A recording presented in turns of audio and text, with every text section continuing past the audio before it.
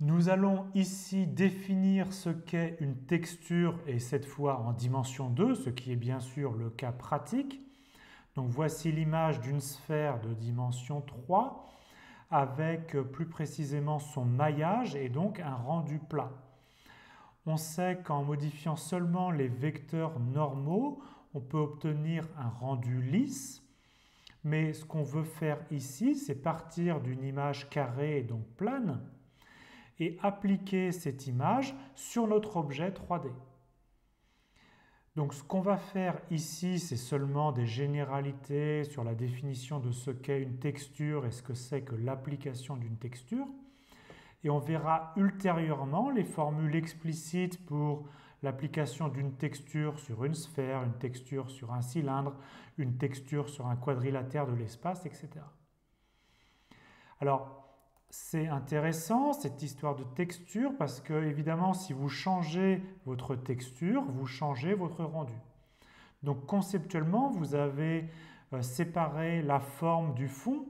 Le fond, c'est notre objet géométrique, ici une sphère, et la forme, c'est la couleur que vous lui associez. On va voir qu'une texture, c'est plus général que d'appliquer une couleur à un objet. Et en fait, on va voir qu'on peut déformer notre objet. Donc on verra qu'on peut le faire soit d'une façon simulée, soit d'une façon réelle.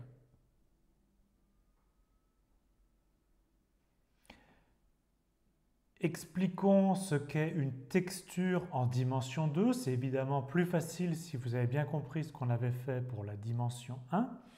Donc la définition d'une texture, c'est une application C qui va du carré unité, donc 0,1 croix 0,1, dans un espace E qui, on peut penser, c'est l'espace de couleur. Donc à chaque point UV, on associe une couleur C de UV. Mais en fait, on verra que ça peut être autre chose qu'une couleur et ça a d'autres intérêts, le texturage, que donner une couleur. Donc ça veut dire que cette application-là, ça correspond à une image où chaque point du carré unité a une couleur. Maintenant, dessinons donc ce carré unité. Donc, la notation traditionnelle, c'est des coordonnées UV. C'est pour ça qu'après, on va avoir la notion de carte UV, UVMap. Et donc, c'est le carré unité, ici 0,1 et ici 0,1. Et donc, il faut penser qu'à chaque point de ce carré, on a associé une couleur par l'application texture. Maintenant, comment est-ce qu'on applique une texture sur un objet? Donc, la partie application de la texture, ça correspond à une application grand phi qui va donc de notre carré unité vers une face F. F, c'est une face d'un objet 3D. Ça peut être un quadrilatère de l'espace, un triangle de l'espace, ou un bout d'une sphère, ou un bout d'un cylindre, etc. Et donc, à des coordonnées UV, on associe un point P, un élément de cette face-là, un point P de l'espace. Et on aura besoin de l'application inverse, donc on note psi, qui est donc la bijection réciproque de phi, et qui donc va de la face F dans notre carré unité, et qui a un point P de la face associe des coordonnées UV, où U et V sont des éléments de l'intervalle 0,1. Donc maintenant, comment est-ce qu'on colorie une face F de l'espace? Donc on prend un point P appartenant à notre face.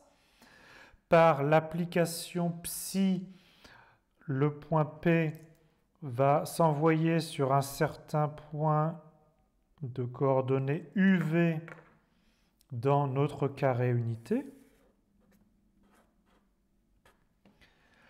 Et maintenant, on a dit que notre carré unité, par la texture, à chaque point de UV est associé une couleur. Donc par exemple, ici, supposons que la couleur associée à ce UV-là, c'était le bleu. Eh bien, on va colorier notre point P en bleu. Et donc, il faut répéter ça pour tous les points de la face. Donc, résumons comment est-ce qu'on obtient la couleur. Donc, on part du point P, on fait l'application inverse qui nous envoie dans le carré unité. Donc, psi de P, c'est des coordonnées UV.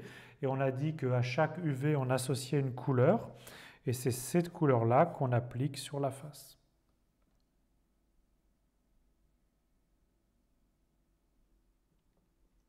Quand on pense texture, la première chose qui nous vient à l'idée, c'est changer la couleur de l'objet.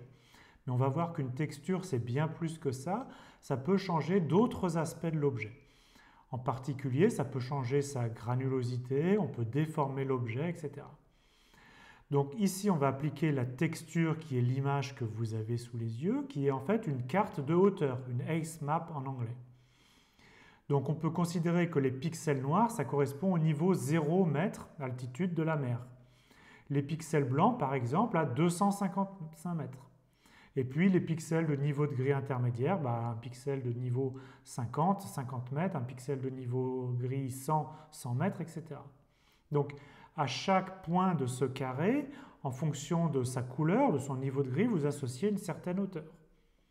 Et maintenant, on va tout simplement vous transposer ça, vous partez d'un carré, vous transposez ça en une image de l'espace et vous obtenez un relief. Et donc ici, ce qu'on a, c'est en fait le dessin de la source de la Loire qui représente un relief un petit peu montagneux. Alors on va faire ça de deux façons. Ici, c'est une façon réelle, c'est-à-dire qu'on a vraiment modifié notre carré pour le transformer en un objet 3D. Et il y a une autre façon de faire qui est une façon simulée. On va garder un objet plat, mais on va modifier le rendu pour simuler un rendu 3D.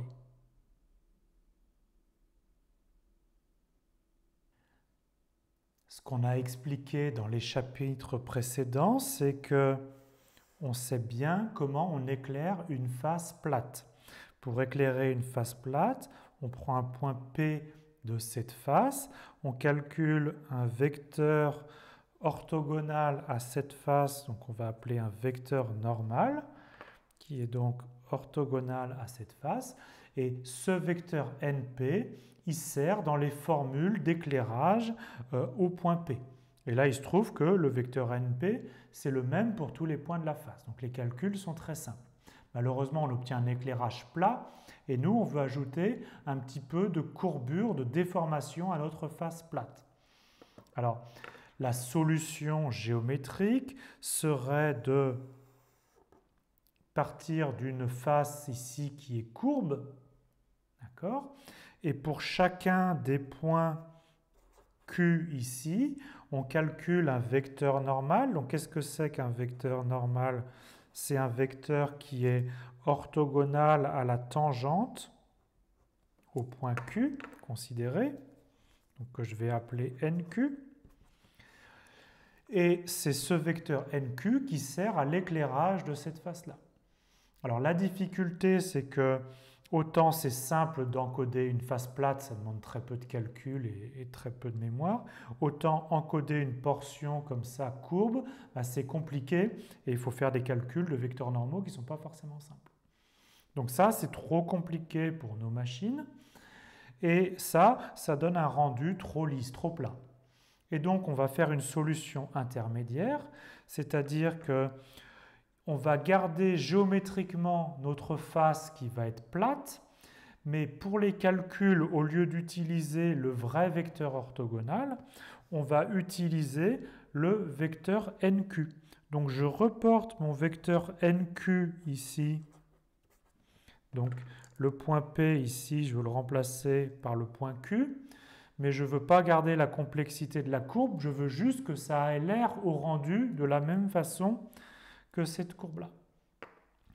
Donc, pour chaque point P, je calcule le point Q correspondant, et au lieu de prendre le vrai vecteur orthogonal, je prends le vecteur NQ qui serait le vecteur orthogonal à ma courbe que j'ai envie de reproduire.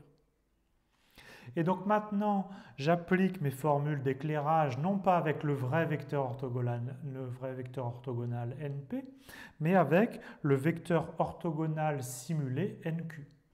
Et je fais ça pour tous les points de ma face plate. Donc ma face reste plate, mais les vecteurs normaux sont des vecteurs normaux simulés.